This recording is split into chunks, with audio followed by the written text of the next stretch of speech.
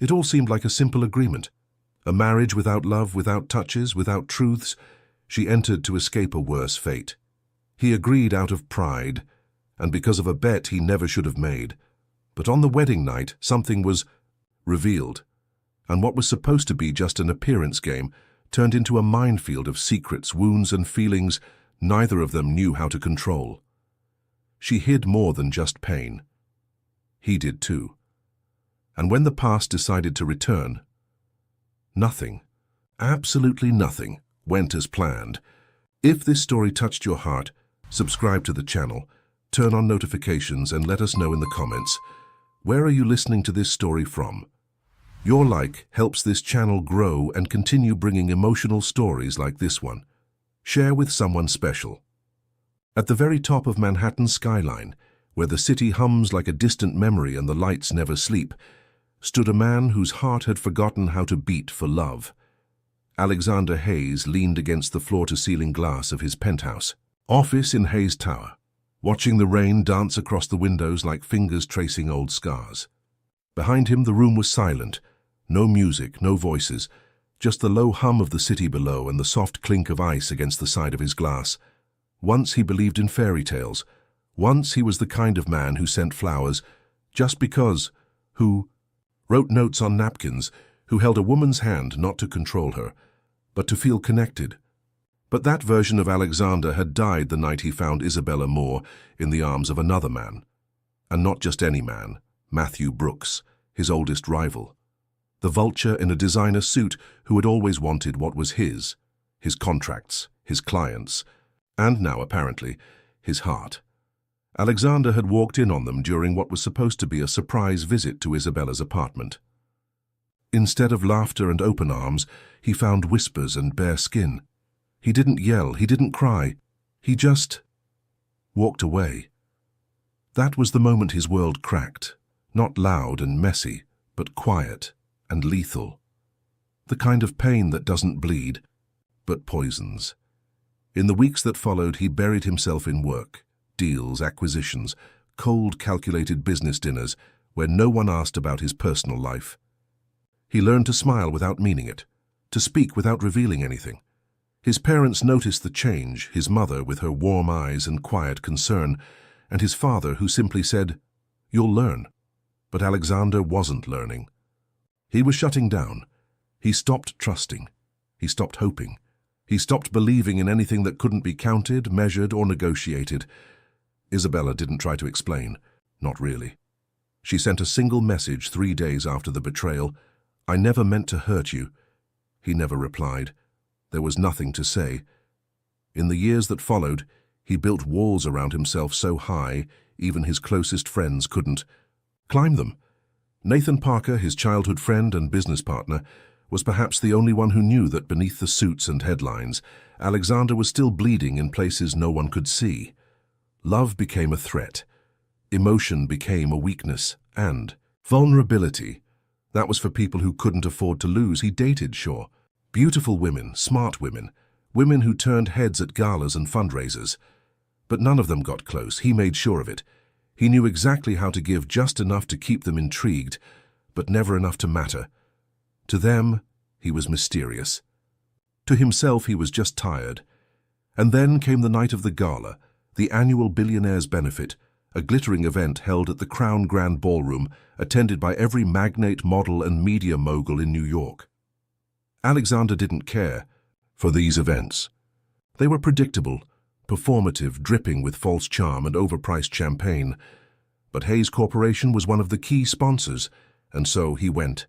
His assistant, Miranda, reminded him of the schedule. His tailor delivered the midnight black tuxedo.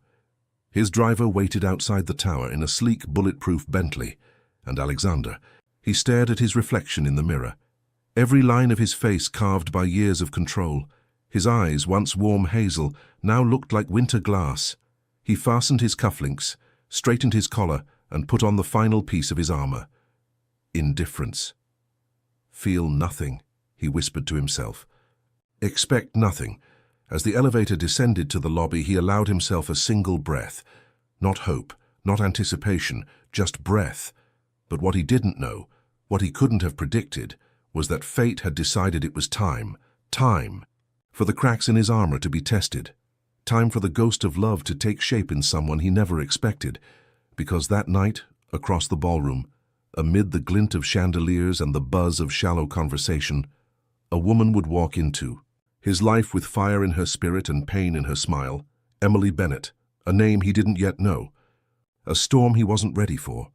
And as the elevator doors opened and flashes from cameras filled the night, Alexander Hayes stepped into the world once more, not knowing that his past would soon be questioned, his beliefs shaken, and his frozen heart forced to feel again.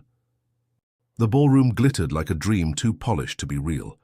Inside the Crown Grand, one of Manhattan's most exclusive venues, chandeliers hung like frozen fireworks from the ceiling, casting golden reflections across every champagne glass, silk gown and polished shoe.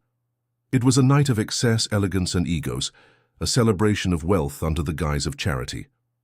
Alexander Hayes arrived with the precision of a man used to commanding rooms. His black tuxedo fit like armor, his expression unreadable. His presence instantly felt the moment he entered. Conversations softened, heads turned. He didn't need to say a word. His reputation walked ahead of him. By his side, Nathan Parker sipped from a crystal tumbler of bourbon, eyes always scanning, always amused. Unlike Alexander, Nathan didn't mind the attention. He thrived on it, charming, outspoken, always the first to turn tension into laughter. Same faces, same lies, different year, Nathan muttered, swirling the amber liquid in his glass. Alexander smirked. And yet you show up every time. Of course I do. Where else can I watch billionaires pretend to care and heiresses pretend to be saints? Nathan's eyes sparkled, then narrowed. Speaking of saints and sinners, look who just walked. And Alexander turned, but slowly, as if instinct had already warned him that whatever he was about to see wasn't just a person, but a disruption. There she was, Emily Bennett. She didn't walk. She arrived, bold, electric.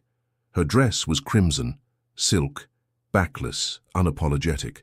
Her dark hair fell in waves down her bare shoulders, and her expression was defiant, almost amused, like she was in on a secret no one else could understand. She wasn't looking for approval. She wasn't trying to belong, she didn't need to. The room parted for her presence, not because of wealth, though she had plenty, but because of the chaos she carried like perfume. Everyone knew her name. Everyone had heard the stories.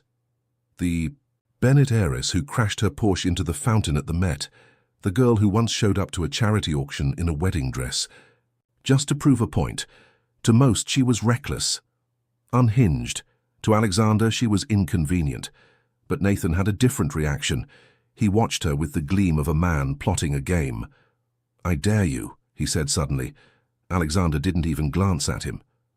To what? To tame her, to turn that wild storm into a perfect woman. Someone the press wouldn't mock, someone who'd make even your PR team breathe easier. Alexander let out a soft laugh. "You think I have time for babysitting?" "I think," Nathan leaned closer, voice low and coaxing, "you need a distraction. And she needs an escape." Alexander raised an eyebrow. "From what?" "From herself. From her family. From whatever mess she's hiding behind that fire." Their eyes met. This wasn't a casual conversation, it was a challenge. Nathan knew how to push him, when to poke, when to provoke. And tonight something about the dare felt different. He knew Alexander's pride. He knew his desire for control. 3 months, Nathan said. Turn her into a woman even your board of directors would approve of. And what do I get? If you win, I'll sign over my 12% of the Bennett-Hayes merger. No questions asked. Alexander stilled. That was not a small offer.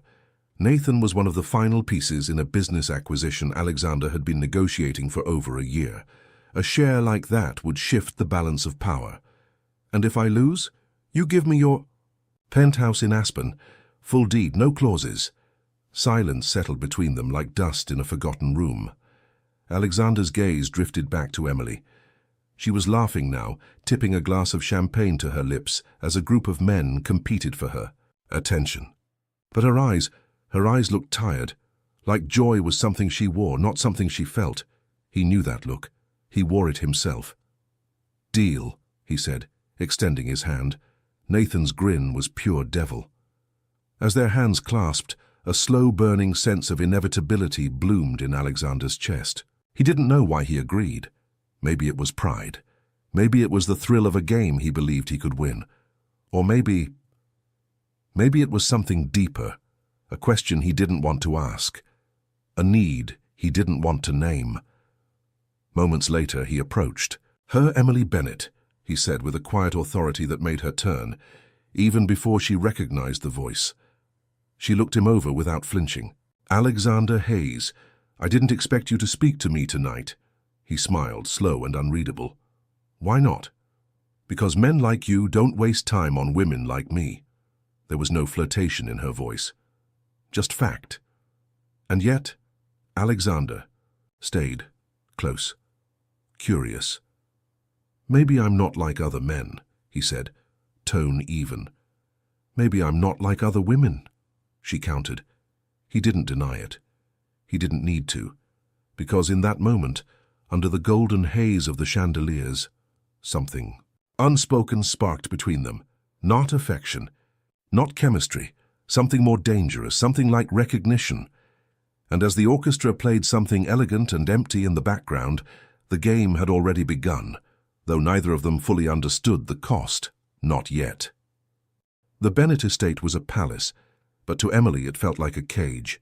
Marble floors echoed beneath her heels as she walked through the endless halls, past portraits of ancestors she never met, and chandeliers that cost more than most people's homes. Outside, the manicured gardens bloomed with perfection, as if nature itself had been told to behave. Everything was curated, sterilized, lifeless, just like her future. Emily Bennett had been raised in silk, but her soul had never adjusted to the fabric. As a child, she would climb the trees behind the tennis courts just to scrape her knees. As a teenager, she learned to hotwire her first car just to feel what freedom tasted like at 90 miles per hour. But after her mother died, something inside her changed, something she couldn't quite name. Her father, Thomas Bennett, didn't grieve. He held meetings, he made mergers, and he handed Emily over to Christine, the woman who was supposed to act as her stepmother, but behaved more like a PR strategist. "Stop embarrassing this family," Christine would say, always with a tight smile. "Your mother was elegant. Try to live up to that." But elegance to Emily was suffocating, so she rebelled, loudly, publicly, repeatedly. She crashed cars, lit up tabloids, and ruined galas on purpose. Not because she was reckless by nature, but because it was the only way to scream in a household where no one listened. The scandals didn't ruin her reputation. They became her armor. The headlines weren't humiliations. They were warnings. Don't get too close, and then came the final blow. A dinner, a contract. "A man 3 times her age. I've arranged a meeting," her father had said, as if discussing stocks. "William Monroe. He owns drilling rights in Texas. A marriage would benefit both families." "A marriage?" Emily laughed. But it wasn't. "Funny." Christine looked delighted. "You'll finally settle down. Monroe is very stable. He was also 60, divorced, and had once been photographed with his hand on a waitress's thigh while his wife stood beside him. I'd rather die," Emily whispered. "Don't be dramatic," her father snapped. "You'll do this for the family." The next day she packed a suitcase, not much, just a few essentials, and drove aimlessly upstate until her car ran out of gas. She slept at a motel that smelled like cigarettes and freedom. For a few hours, she wasn't Emily Bennett, the socialite. She was just a woman running from a life she didn't choose, but reality always catches up. The next morning she returned. Not because she agreed, but because she needed a plan. An escape that didn't look like rebellion, but strategy. One that would give her space, protection, power. And that's when the invitation arrived, a hand-delivered note, gilded, heavy, the kind of thing only the rich send when they want to pretend something is important. The Billionaire's gala. She almost didn't go. But something about that night felt like a door slightly ajar. She didn't know why she put on that red dress, or why she walked into the ballroom like she owned it. Maybe because she needed to feel like herself again, Or, at least the version of herself who hadn't yet been sold off like a piece of real estate. Then she saw him. Alexander Hayes. Sharp suit. Sharper eyes. He didn't look like a man who smiled often, but he looked like a man who noticed everything. And when he approached her that night, with that calm arrogance and those measured words, she knew something was happening. Something quiet, dangerous. She wasn't stupid. She knew men like him, calculated, cold, curious.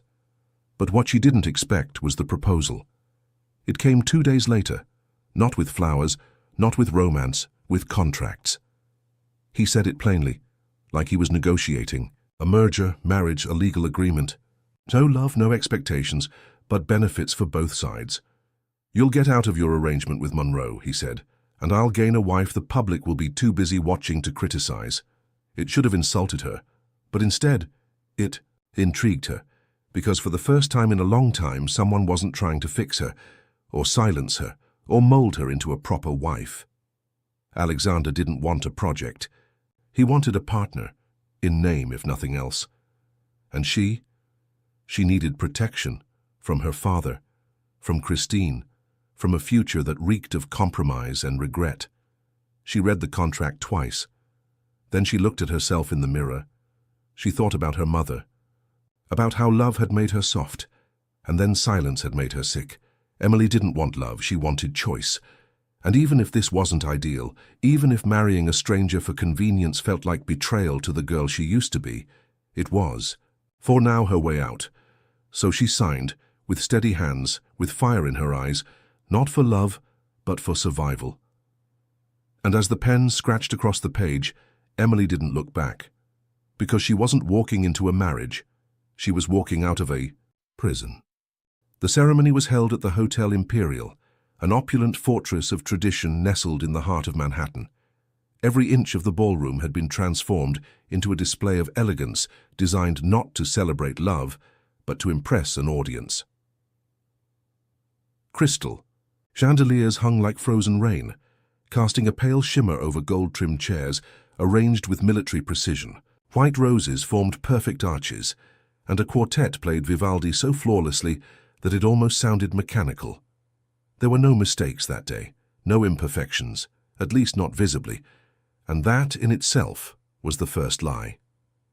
Emily stood in front of the mirror, the final pearl being fastened at the nape of her neck. Her wedding dress was custom, an ivory masterpiece of silk and lace, long-sleeved and conservative enough to silence critics, yet sculpted to fit her body like second skin.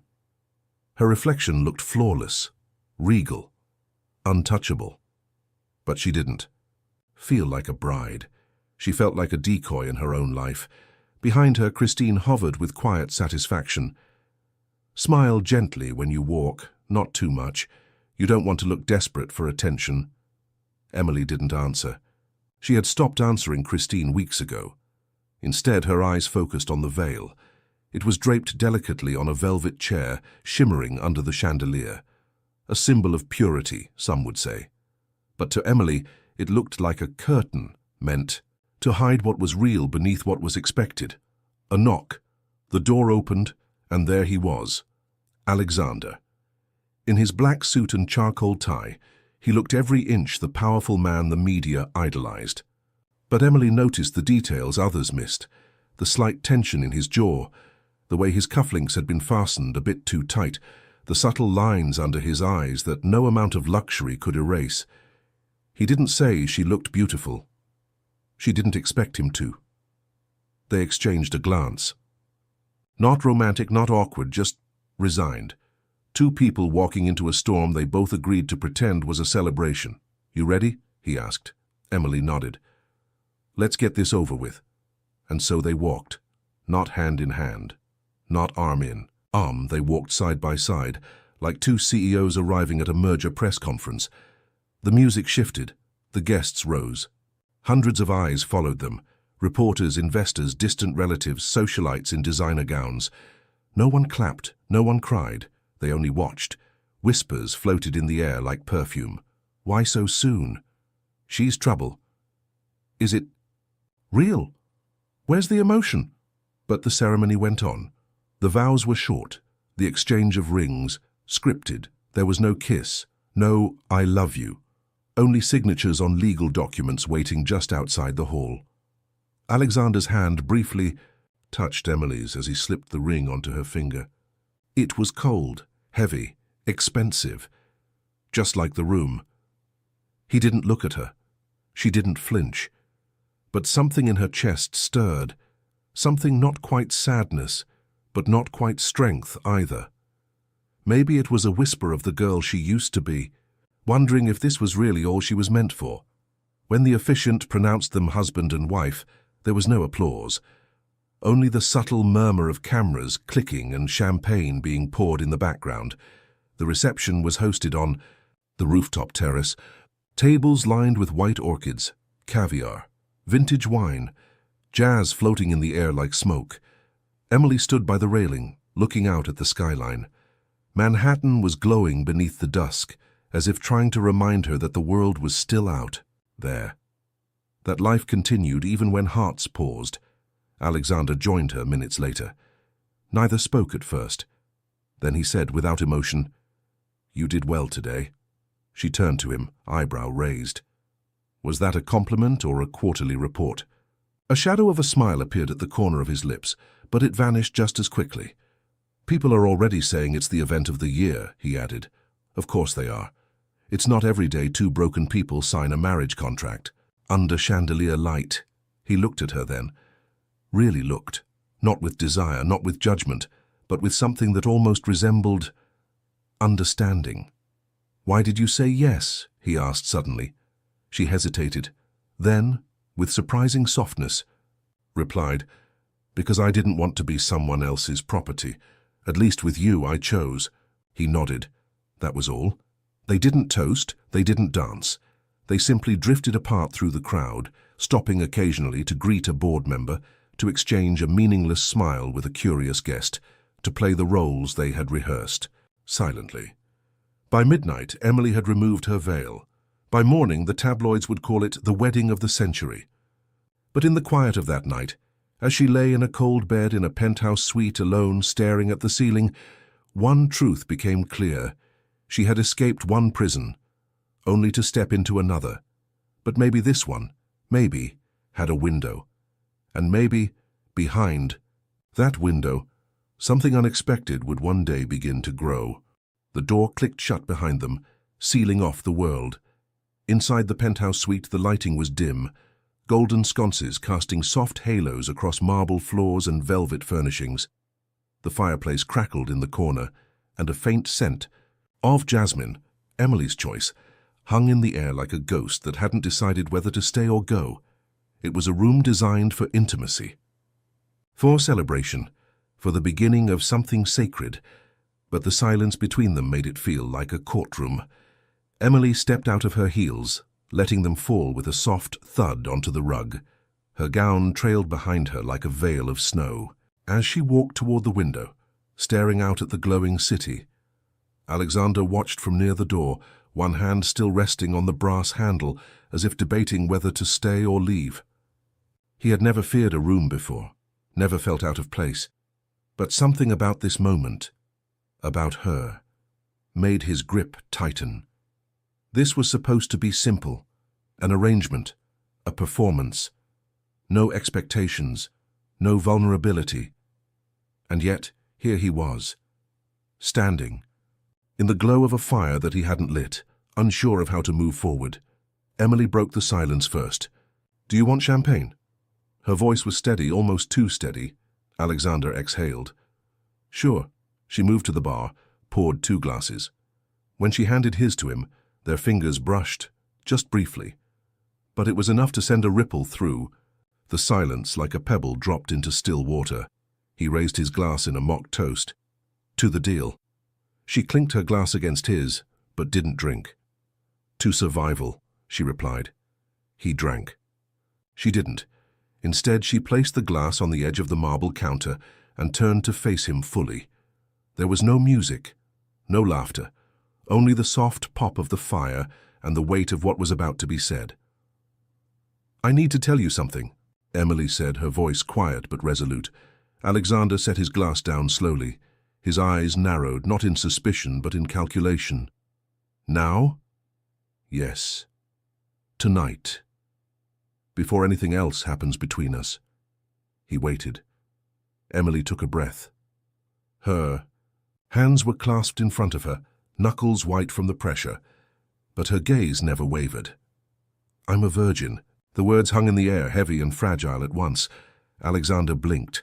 Of all the things he expected her to say, that wasn't even on the list. He didn't laugh, didn't mock. He just froze. You? He asked, as if trying to translate the meaning into something that made sense. She nodded. I know what people say about me, she continued. That I'm reckless, that I sleep around, that I'm addicted to chaos. Let them. I let them believe it because it made me untouchable, because it kept the wrong people away. But the truth is, I never gave that part of me to anyone. She paused. Not because I was waiting for some fairy tale, but because I didn't want it taken. I didn't want it used. Alexander moved, finally, setting his glass aside and walking to the window. He didn't speak for several seconds. His reflection stared back at him from the glass, caught between city lights and firelight. I misjudged you, he said, without turning around. Emily let out a breath. You wouldn't be the first. No, but I was probably the most arrogant. A moment passed, then another. Emily stepped closer, her voice softer now. I'm not telling you this to manipulate you, Alexander. I just didn't want our first night, our first anything, to be built on a lie. Even if this isn't a real marriage, I wanted to give you the truth. He turned to face her. His expression had shifted. Less guarded now, but more conflicted. Why now? He asked. Because once it happens, she said, gesturing between them, there's no taking it back. And I want whatever happens next to be a choice. Alexander's chest rose and fell with a slow, deliberate breath. This wasn't what he signed up for. This wasn't the scandalous, wild woman he had been warned about. This was someone else entirely. Someone who had built walls just as thick as his own. Someone who had been hurt. Someone who, like him, was still learning how to survive. He walked toward her, closing the space slowly, deliberately. When he reached her, he didn't touch her. He just looked into her eyes. Then tonight, nothing happens, he said quietly. Not unless you want it to. Emily stared at him as if trying to detect a trap, but there was none, just honesty, respect, something rare. She nodded, just once, and then silence. But it wasn't empty this time. It was full of tension, of understanding, of a promise that whatever this marriage was supposed to be, it had just shifted. Neither of them moved to leave, neither of them moved closer. They simply stood there, two broken people in a golden cage, staring at each other like a question without an answer. And somewhere in the back of Alexander's mind, a voice whispered what he couldn't yet admit. This woman, she's not a pawn, she's a mirror, and the reflection terrified him. The Hayes mansion sat at the edge of the Hudson like a secret, watching the water. Its towering windows overlooked the riverbanks, where fog often kissed the trees in the early morning, and stars leaned low over the current at night. Built with the discipline of old money and the cold brilliance of modern architecture, the house was more fortress than home. Quiet, imposing, too perfect. Emily arrived 2 days after the wedding. A driver escorted her through the long iron gates, past perfectly manicured hedges, fountains shaped like Greek gods, and statues that never seemed to blink. She wore black sunglasses, a leather jacket, and the kind of expression that warned anyone watching. Don't tell me where I belong. Inside, the mansion was all silence and symmetry, marble floors, mahogany accents. No dust, no life, just beauty arranged with mathematical precision. A butler greeted her. Staff stood lined like furniture, well-trained and unreadable. She hated it immediately. This place could use a little chaos, she muttered.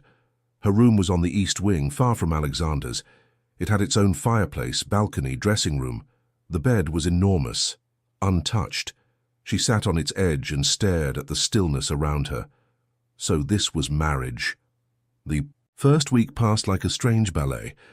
Emily explored the house like a cat testing boundaries. She wandered halls she wasn't invited to, asked the kitchen staff for things not on the menu, blasted music from the second-floor terrace, and once, just to make a point, rode a horse through the back lawn in a silk robe.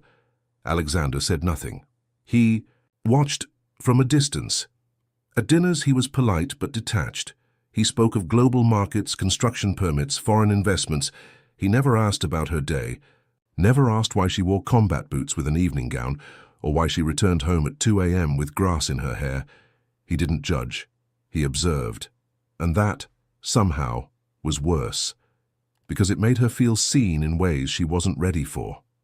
Once, she caught him watching her from the library doorway as she sat barefoot on the floor, flipping through a vintage photography book. Their eyes met for half a second before he turned and disappeared like smoke into a corridor. She started leaving traces, her perfume in rooms he frequented, her bracelets on his office desk, her records playing softly in the background when he worked late in the study. None of it was random, and still he said nothing. But Emily could feel it. His restraint wasn't disinterest. It was armor, and so she pushed. One afternoon she returned from a joyride in his vintage Aston Martin, top down, hair wild, laughter still echoing from her throat. She tossed the keys on the hallway table and waited for him to confront her. He didn't. Instead, that evening, the car was detailed and refueled as if nothing happened.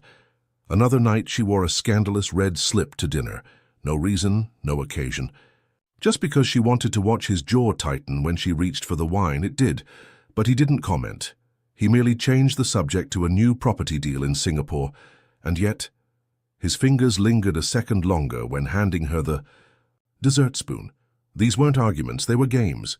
And in each one the unspoken rule was clear: who will break first? Despite herself, Emily began to notice details about him. How he loosened his tie in the same motion every night at 9:13 p.m. How he never poured his own whiskey, only accepted it when brought. How he stood at the same window at dusk, never speaking, just watching the river like it was the only thing that made sense. And sometimes late at night, she heard the soft piano music coming from the West Wing. Not from speakers, from hands, his.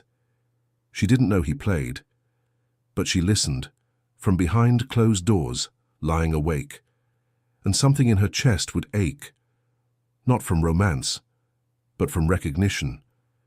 They were two people who wore armor, not out of pride, but survival. Two strangers bound by circumstance, testing each other's edges like prisoners pacing opposite sides of the same cell. One morning, Emily found a bouquet of white tulips outside her door. No note. She stared at them for a long time. She didn't ask. He didn't explain, and that somehow meant more than words. Later that week they crossed paths in the hallway. He was heading to a conference call. She was returning from the stables with mud on her boots and a grin that dared him to react. Looked her over and said, "You're ruining the Persian rugs." She tilted her head. Maybe they need to be ruined. A beat.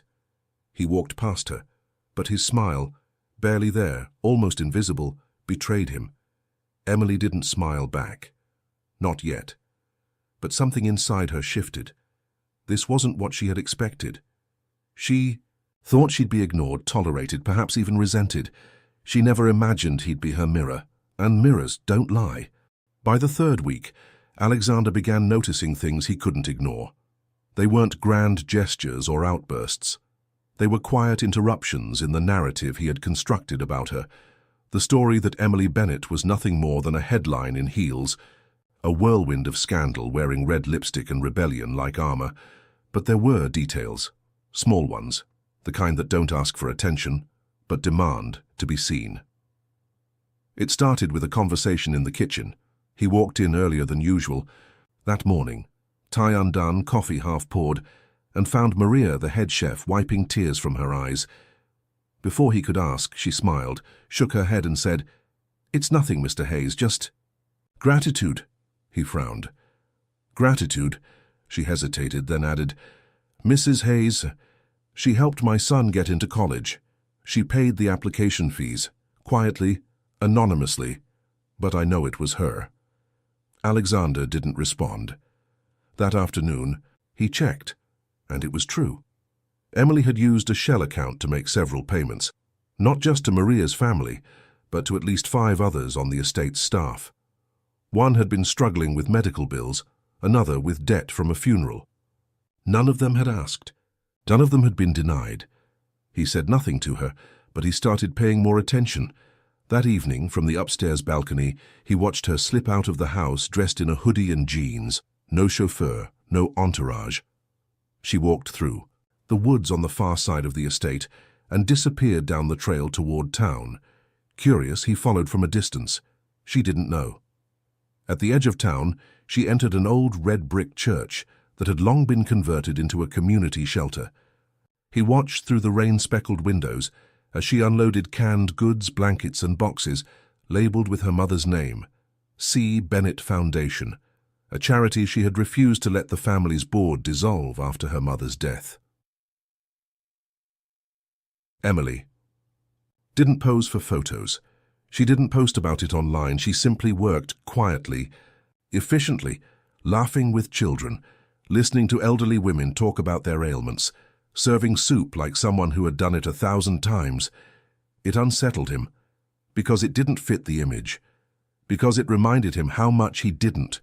The next morning, during breakfast, she sat across from him in a silk robe and messy bun, flipping through a book of poetry like she hadn't spent the night in a shelter kitchen feeding strangers. He watched her for a long time, and when she finally looked up, eyebrow raised, she smirked. "Do I have something on my face?" "No," he said softly. "Not at all." She went back to reading, but something in his tone made her pause, and that pause, that silence, became the space where something unspoken bloomed.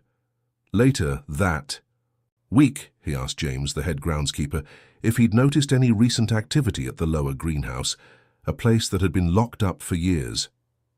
James nodded. "Mrs. Hayes goes there sometimes. Said she wanted to try growing her own herbs. I don't think she knows the soil's not ideal." Alexander made a mental note. The next day, he walked there at dusk. Inside, he found terracotta pots, half-filled, with earth, a gardening book open on the floor, and a playlist softly playing from a Bluetooth speaker. Vintage jazz, not something you'd expect from the tabloid's favorite rebel. He didn't disturb anything. He just stood there and wondered, who is this woman I married? And why do I feel like I'm the one being undone? Emily never mentioned the shelter, or the payments, or the garden, and he never brought them up.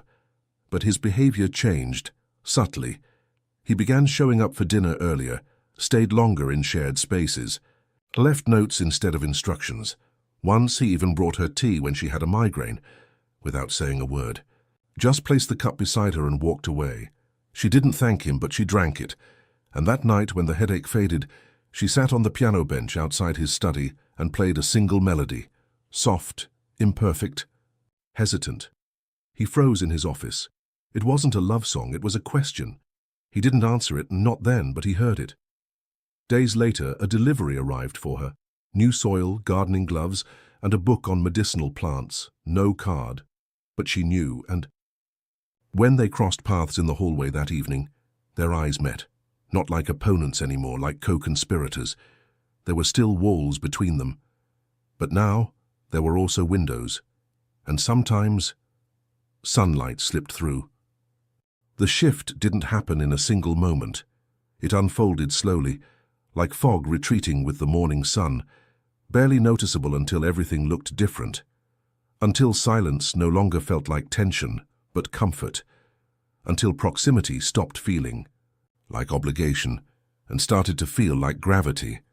Emily and Alexander began crossing paths more often, less by coincidence, more by quiet intention.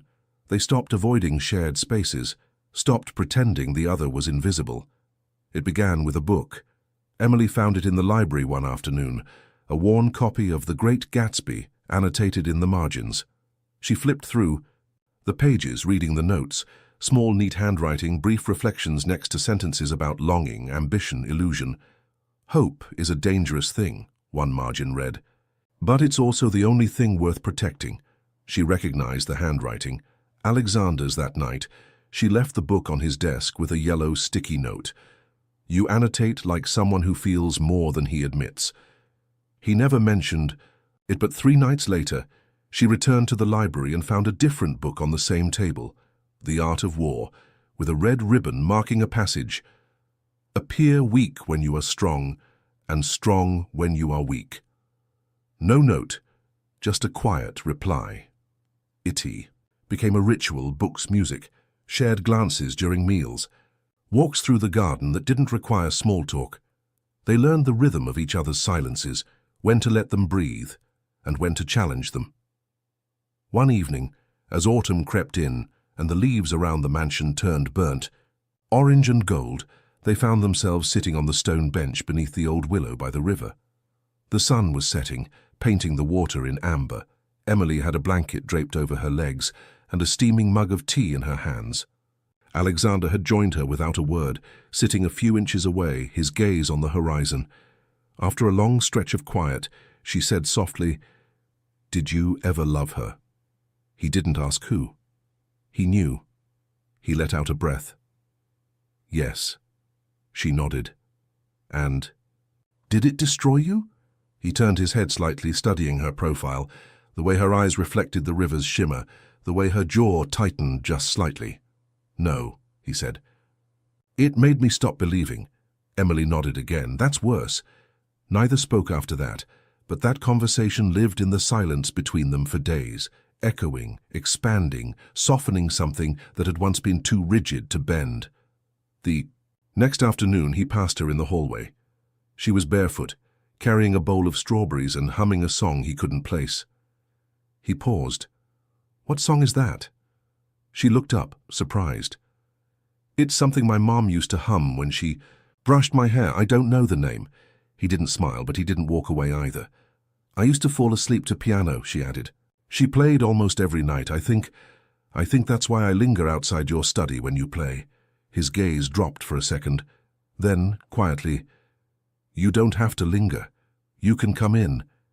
It was an invitation, not to a room, but to something else, something neither of them dared to name. That evening, Emily didn't wait outside. She entered the study, barefoot and quiet, and sat on the small velvet chair near the corner while he played. Chopin, then Debussy. Then something he improvised, notes wandering like a story, trying to remember itself.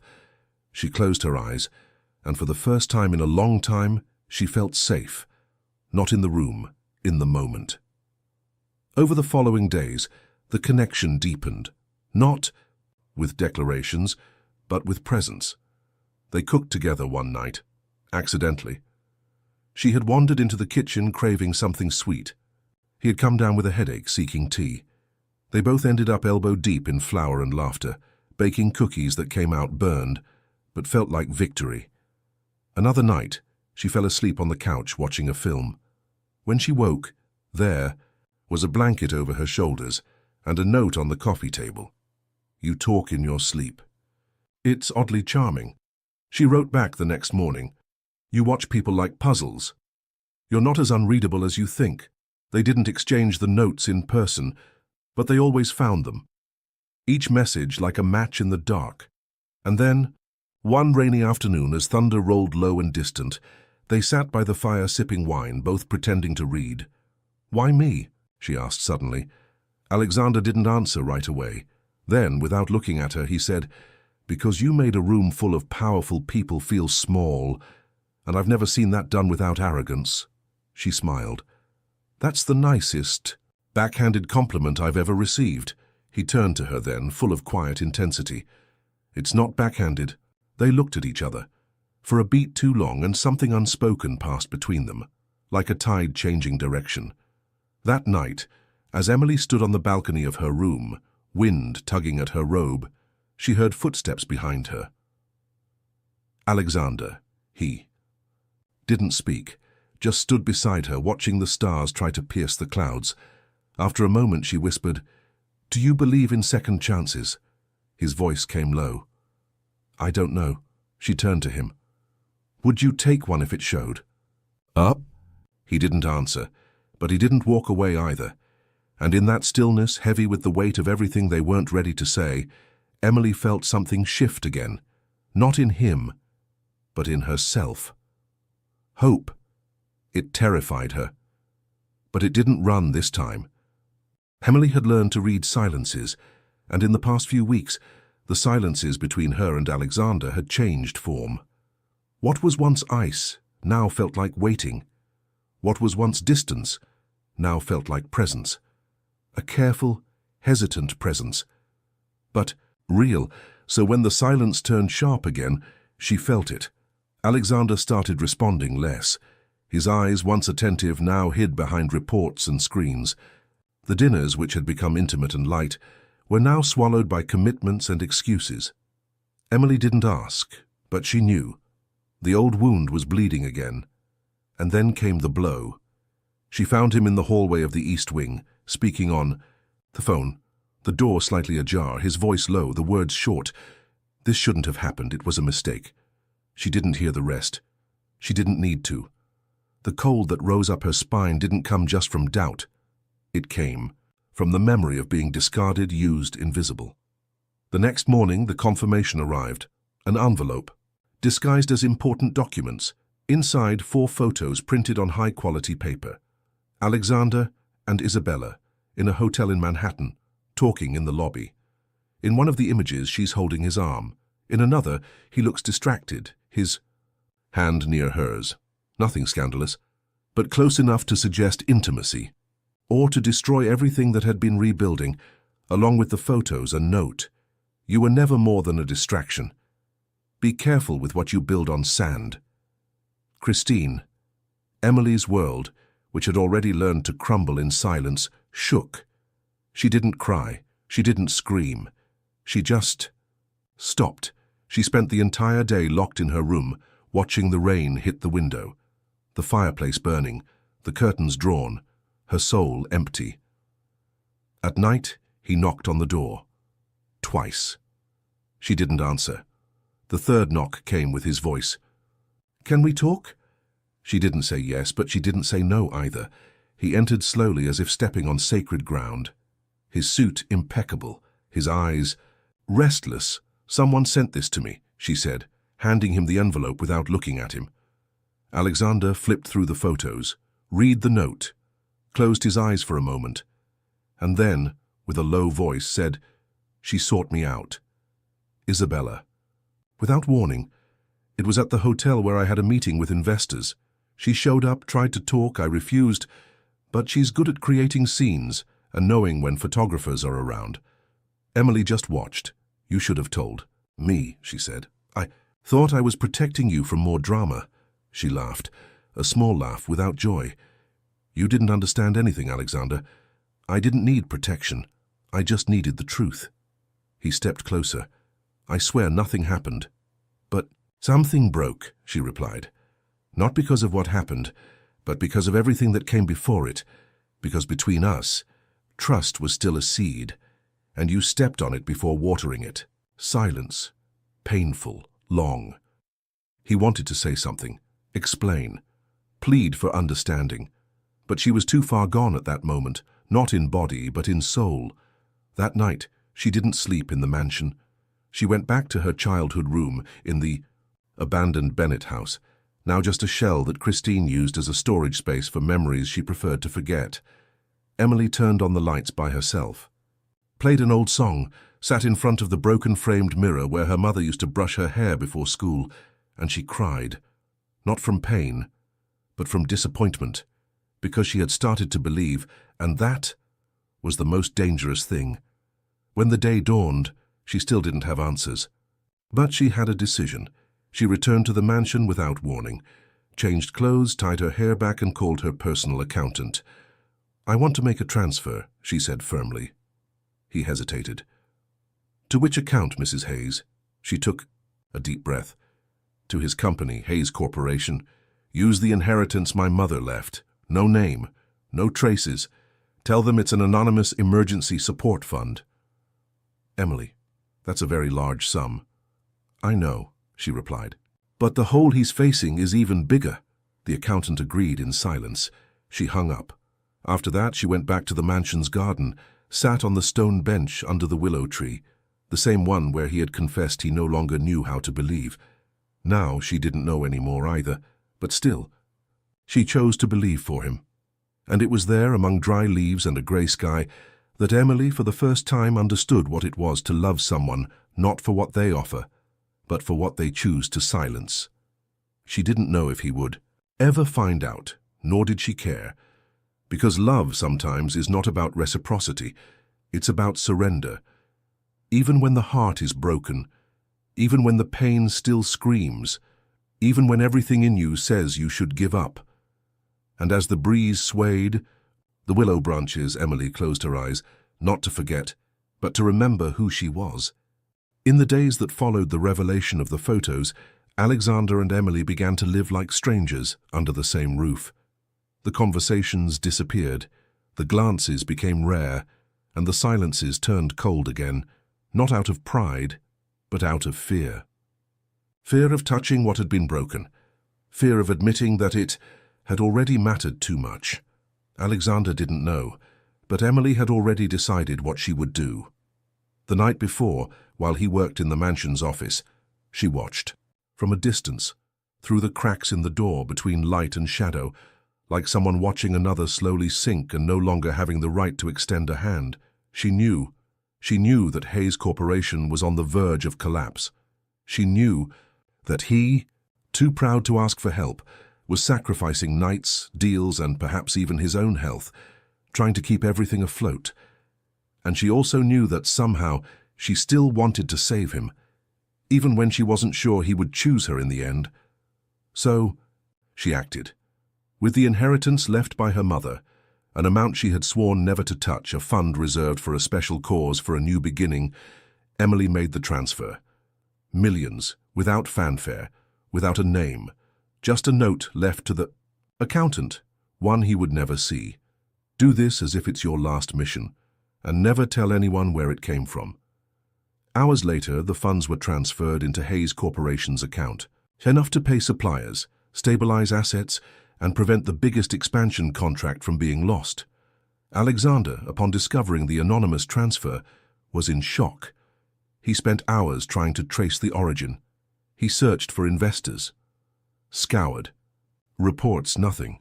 It was as if the money had come from the sky or from a miracle, but deep down, something in his chest already suspected, and still. He didn't dare ask, because asking would force him to face the truth he was avoiding. Emily had loved him more than he deserved, and he had made her doubt that. The next morning, Emily left the mansion. She said she needed to breathe. She wanted to revisit the shelter in the city center, buy books for the children, bring supplies, see real people, remind herself that her pain, no matter how great, wasn't the only pain in the world. But Christine and Isabella had already begun to move. Emily's transfer hadn't gone unnoticed by eyes too ambitious to ignore it.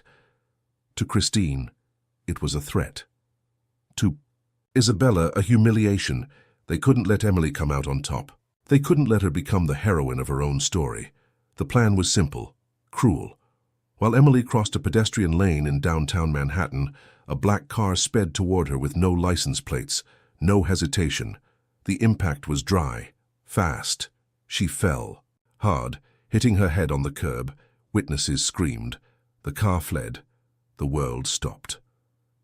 Alexander received the call late in the afternoon during a meeting with international directors. His phone vibrated insistently, and he answered with the impatient tone of someone used to solving everything.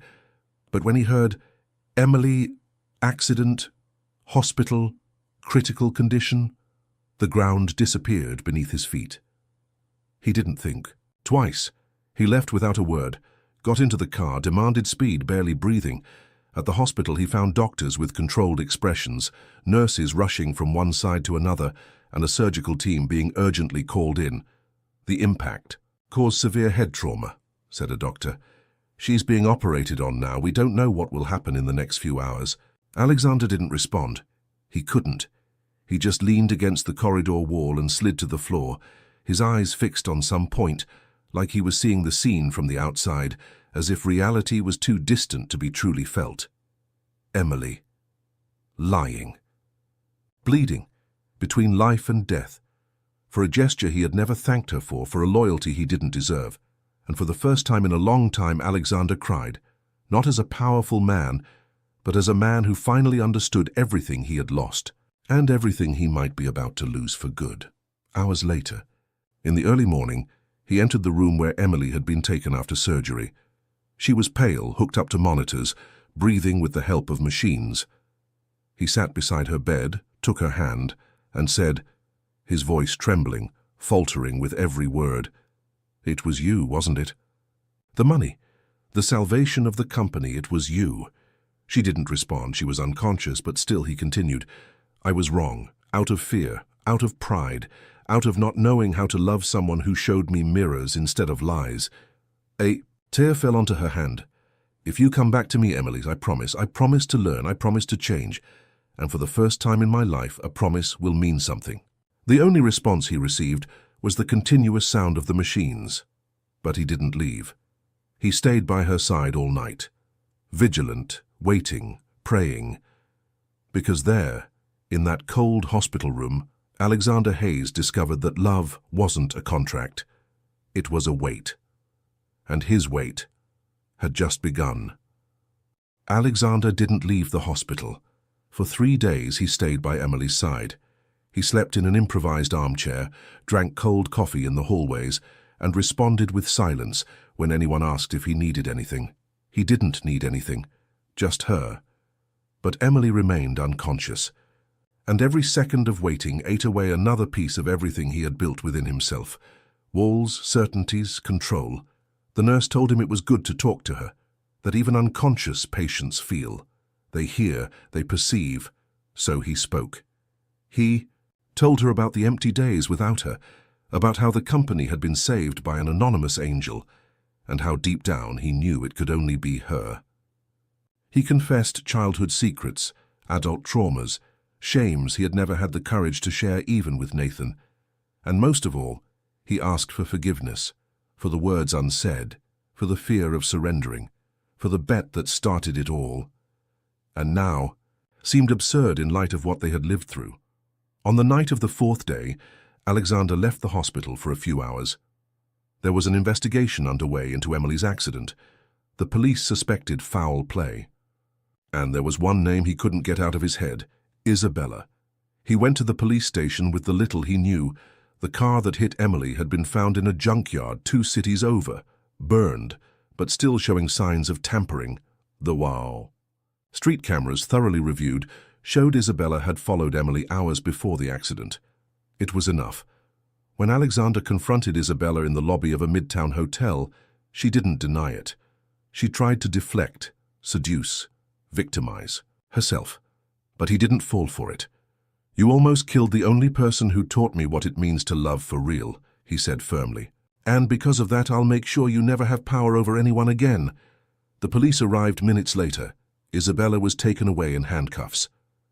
That same day, Alexander also confronted Christine, who, under pressure, confessed to having helped plan the sending of the photos, the anonymous letter, and even the efforts to tarnish Emily's name if she survived and decided to speak. She lost everything, her influence, her support, the fragile respect she had among the social circles of Manhattan. And Emily? She was still asleep. But something changed on the night of the 5th day. Alexander was by her side, as always, holding her hand, telling stories about the mansion, the garden, the new book he had found in the library, with her name written on the cover. When he made a move to release her hand to get some water, he felt a slight movement, her fingers squeezed, light, almost imperceptible, but real. He stopped, looked at her face, and then, slowly, Emily's eyes opened, weak, confused, but alive. Alexander couldn't hold back his emotion. A tear ran down his face. "You came back," he whispered, with a trembling smile. She blinked, tried to speak, but her throat failed. He gently cupped her face. "You don't need to say anything, just stay." She blinked again, and then, with effort, moved her lips. "Did you cry for me?" He smiled. "I cried for everything. For you. For us. for everything. I didn't know how to do until now. She closed her eyes for a moment, but there was peace there. Alexander spent the following days taking care of her, with a dedication that even surprised the doctors. He cancelled appointments, turned the hospital suite into a quiet garden, fresh, flowers, soft light, books on the nightstand. Emily was weak but lucid, and most importantly, she was seeing everything. Seeing the man in front of her shedding his armor, seeing the words he didn't say turning into actions, seeing pride give way to presence. One afternoon, while he adjusted her blankets, she asked, "Why did you stay?" He stopped, looked into her eyes. "Because you stayed, even when I gave you every reason to leave." She smiled, and for the first time since the accident, that smile was whole. Later, alone in the room while he went out to handle hospital documents, Emily found something on the table, an envelope, inside a letterhead from Hayes Corporation. It was the symbolic return of the amount she had transferred, along with a clause, returned to the original name, in gratitude, and with the promise of a fresh start without debts, neither emotional nor financial. At the end of the letter, a handwritten note. "If you still want to build something, let it be with real bricks. A." Emily leaned her head back on the pillow, her heart pounding silently. She didn't know if she was ready, but she knew he was. And maybe, just maybe, now it was her turn to choose to stay. The garden was in bloom like never before.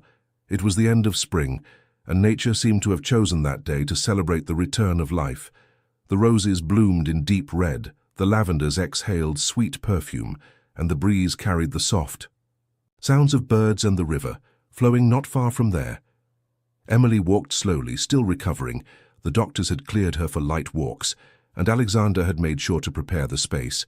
There were cushions on the stone bench under the willow tree, fresh fruit juice, a soft blanket neatly folded, and a book purposely left open on the page where she had stopped before the accident. She smiled at the details. It was as if every gesture said, "I see you. I remember you." Alexander was waiting for her there, standing in a light grey suit, no tie, sleeves slightly rolled up. When he saw her approaching, he walked to meet her slowly, as if respecting her pace. "You came," he said, with eyes full of something new, something she had never seen before, or maybe something he had never allowed himself to show. "You called," she answered simply, but with her heart beating fast. He guided her to the bench. They sat side by side, in no rush. For a few minutes they didn't say anything. They just watched the garden, the reflection of golden light on the leaves, the gentle sway of the trees. Everything there seemed to breathe along with them, and then he broke the silence. "When I was a child, my mother used to say that everything true blooms at the right time, that you can't force spring in the middle of winter." Emily looked at him sideways. "And why are you telling me this now?" Alexander smiled, but without hiding the emotion.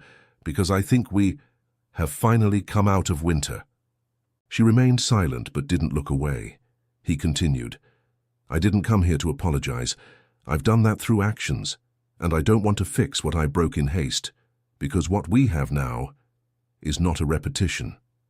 Alexander stood up, took a deep breath, and took a small wooden box from his pocket. He opened it right there in front of her. Inside there wasn't a traditional ring. It was a simple, thin gold band. No diamonds, no excessive shine. But there was something engraved inside. Emily picked up the ring and read, "Now, with love, her." Heart raced. Alexander knelt before her, not as if performing a spectacle, but as if making a choice. "Emily Bennett, you taught me how to listen to silence, to see beyond masks, to recognize in myself the man I never allowed myself to be. I'm not here to offer you security, wealth, or contracts. I'm here to ask you for something I've never asked anyone. The right to walk by your side, to make mistakes with you, to learn with you, to love you." Her eyes were watery, but steady. "This is not just a request," he said. "It's a new beginning if you want it, if there's still space." Emily looked at him. She saw there the same man who had once been her rival, then a stranger, then a reflection, and now a possible partner. She stood up slowly. She took the ring from her left hand, the one from the contract, the one from silence, and placed it on the bench. Then she took the new ring, the now with love one, and gently slid it onto her finger. "Yes," she said, her voice trembling but firm. "Yes, Alexander, but this time I stay because I want to, not because I need to." He smiled, and in that moment she knew. He was whole. They embraced. Long, silent, true. There was no background music, no guests, no written vows, but there was everything that mattered: presence, forgiveness, affection. And when they pulled away, Alexander touched her face with both hands and kissed her, not in a rush, nor with blind desire, but with respect, with care, with love. A kiss from someone who knows that this is only the beginning. Months later, their life already seemed different. Emily gradually returned to her social projects, expanding the shelter, renovating her mother's old house. Alexander learned to work less and feel more. He spent his mornings in the garden, planting hydrangeas with her, and his nights playing the piano with Emily asleep on the sofa. They traveled together. They cried together. They laughed at silly things. They made mistakes and they started over every day, because true love doesn't start with impossible promises. It starts with small daily choices, and they were choosing each other. Now, with love. Some marriages begin with flowers, promises, and sincere vows, other with silence, hurt, and a contract signed without love. But it was there, between walls of pride and hidden scars, that Alexander and Emily discovered what few have the courage to live: a love that rises from the impossible. What about you? Do you believe that love can bloom even after pain? Or are you still afraid to trust again? If this story touched your heart, subscribe to the channel, turn on notifications, and let us know in the comments. Where are you listening to this story from? Your like helps this channel grow and continue bringing emotional stories like this one. Share with someone special.